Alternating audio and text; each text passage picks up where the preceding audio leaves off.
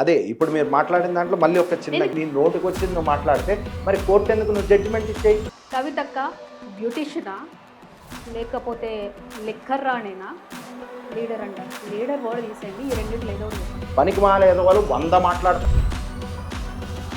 10 మంది ముందు చీపు నువ్వు పో అని చెప్పేసి దగ్గరికి వెళ్ళి గట్టిగా హత్తుకుంటే అది వాళ్ళ మనసులో ఉండదంటారా? షర్మిల లాగా నేను రాజన్న బిడ్డనని చెప్పుకునొద్దు, నేను రాజన్న బిడ్డలు రామన్న బిడ్డలు అని చెప్పుకుని రాలే. టీఆర్ఎస్ కావాలని చెప్పేసి కవిత గారికి ముందు నుంచి ఉన్నట్టు.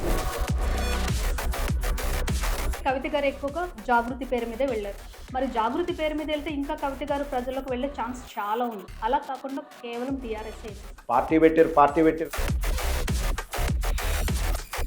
ఒకటే రాజ్యాంగం తెలుసున్నోడిని మనం ఏం చేయలేం. మనం ఇప్పుడున్న కవితక్క ఇప్పట్లాగానే ఉంటారా, లేకపోతే మారిన కవితక్కలాగా ఏమన్నా చూడొచ్చు? రాజకీయాల్లోనే ఉంటాయా, రక్త సంబంధాల్లో కూడా ఉంటాయా? అదే ఇప్పుడు మీరు మాట్లాడిన దాంట్లో మళ్ళీ ఒక చిన్న ఇప్పుడు పేర్లతో ఏమన్నా స్ట్రాటజీస్ ప్లే చేస్తుంది. నిప్పు లేనిదే పొగరాదు. No we already clarified. అది నీ నోటికి వచ్చింది నువ్వు మాట్లాడితే మరి కోర్టు ఎందుకు నువ్వు జడ్జిమెంట్ ఇచ్చేయి. ఆవిడ పార్టీ నుంచి బయటికి రాలేదు, ఆవిడ అరెస్ట్ కూడా కాలేదు. మీకు ఏదో సపరేట్ రాజ్యాంగం ఏదో ఉందంటే